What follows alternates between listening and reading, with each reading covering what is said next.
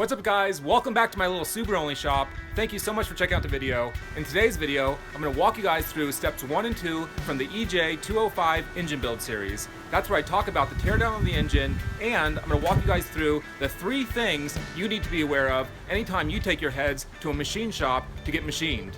Thank you so much for checking out the video guys. I'm Luke, this is the SubaruONLY show.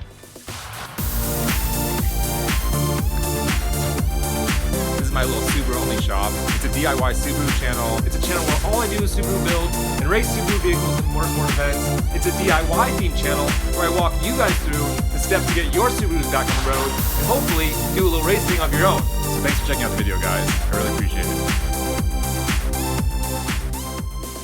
Okay guys, to dive into steps 1 and 2, let's head into the shop. As you can see behind me, I've got the short block from that 2005 WRX motor.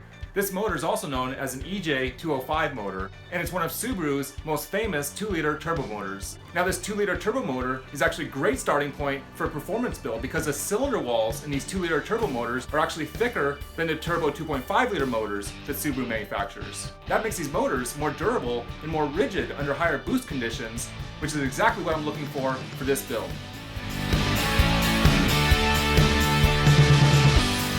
Now as you can see behind me, the engine's already torn down to the short block. But anytime you move your engine from your hoist to your engine stand, there's going to be a few things you need to remove before you can get those heads off to replace those head gaskets. The first thing you're going to need to do is remove all your timing components. But there's a certain way to do that so that you do it safely and you don't cause any damage. After you've removed all your timing components, then you're going to move up to your intake manifold and you're going to disconnect all your wiring harness plugs and you're going to remove that intake manifold with all your fuel rails connected to it as one unit.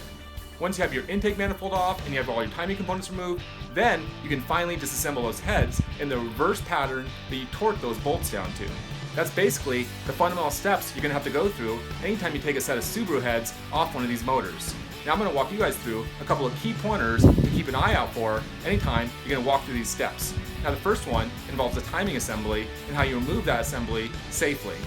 Now as you'll see right here on the back of that timing gear, there's actually a vertical hash mark, and you want to rotate that crankshaft so that vertical hash mark lines up with the block center line right here. When you rotate the crankshaft so that this line is straight up, all 4 of the pistons in this motor are going to be at the center point of their bores. And I'll show you what it looks like over here. Okay, these are pistons 1 and piston 3, and both of these pistons are midway in the bore, and the other 2 pistons on the other side of the engine, pistons 2 and piston 4, are also in the same position midway in their bore. And you want all 4 of these pistons in this position midway in their bore because as you remove the timing components, some of those valves might actually pop open slightly. And if any of those valves are opened into the combustion chamber, you don't want them to make contact with these pistons. So the first thing you do, anytime you're going to remove any of your timing components, is that you put this crankshaft in this position so that all the pistons are midway in the bore. From that point forward, you can go ahead and disassemble this engine and not worry about any of those valves contacting any of those pistons. Okay, now here's the second step you're going to have to do. You're going to have to remove this intake manifold. And I'm just going to show you that I kept all of the wiring harness and all the fuel rails and all the fuel injectors connected to this intake manifold, and I unbolted it as one unit from the engine and then set it aside here on my bench. That's definitely the quickest and easiest way to remove this intake manifold. Now in a later video, I'm actually going to paint this intake manifold with a red crinkle coat finish that the STIs came in, but for now, for a quick engine teardown, you just want to remove all the components as one unit and set it aside. Okay, now these are my heads that I've already had cleaned and I got them back from the machine shop, but anytime you're going to take these heads off of your engine to do a head gasket job, and before you take them to the machine shop, I'm going to give you a couple little hints. To remove these heads from the engine, you're going to find that you're going to have to remove these camshafts from the head to get to those head bolts. My suggestion is that as you take these heads off your engine for the first time, you set those camshafts and those camshaft caps aside, keeping track of the order, and then pull those heads off, and then wipe everything down, apply some fresh oil, and then put those camshafts and those cam caps back on those heads, and then take it down to the machine shop with it completely assembled. That's usually the best way to take these heads down to a machine shop. That way you have everything in its original location, you don't have to worry about anything getting mixed up, and you can just hand them the head as one unit. Okay, circling back to this 12-step list for the EJ-205 engine build. In step 1, the engine teardown, we've actually discussed that, and I'm going to knock that off the list. Step 2 is machining the heads, and I'm going to discuss that with you guys next. Okay, now that you have these heads out of the engine and you're getting ready to take them down to the machine shop, there's actually 3 things you need to think about. And I have those written up on this whiteboard behind me. Okay, here are the 3 things you need to think about when you're going to take your heads to get them worked on at the machine shop. The first thing you need to do is you want to have them pressure tested. That's usually going to cost about 60 to 80 bucks.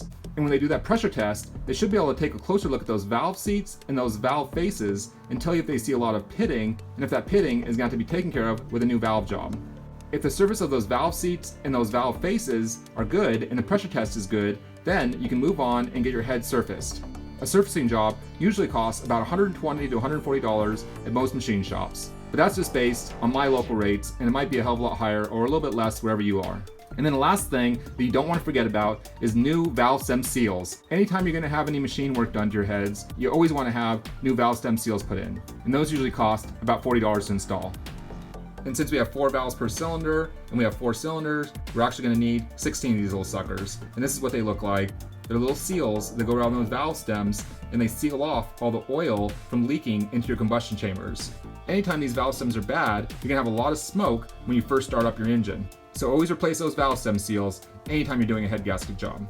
These came from GSC. They're a great high quality manufacturer, and I like to use these for most of my jobs. And then the last thing you're going to see is you're going to have to get them hot tanked. That's where they clean the heads, and they always charge you about 20 or 40 bucks for that. And if you add up all these costs, it comes up to about $240 to $300 to have those heads machined and have all the other miscellaneous little odds and ends done to the heads at the same time. Alright, coming back to our whiteboard, we got the EJ-205 engine build, and that was machine the heads. I'm going to knock that one off the list, and that's one more down on this engine build. Okay guys, and that's the first steps from this EJ-205 engine build. I want to take the time to make this quick video to give you guys a couple of critical hints anytime you're going to tear down your engine and if you're going to take your heads to the machine shop to get resurfaced. In the next video, I'm going to be talking about cleaning that short block and how I use brass brushes and brass wire wheels to really get a deep clean on this short block and get it prepped for the next stage of this engine build. Thank you so much for checking out the video, guys. If you have any questions or comments, please leave it in the comment section. I'm Luke. This is the SubaruONLY show. Until next time, guys. Later!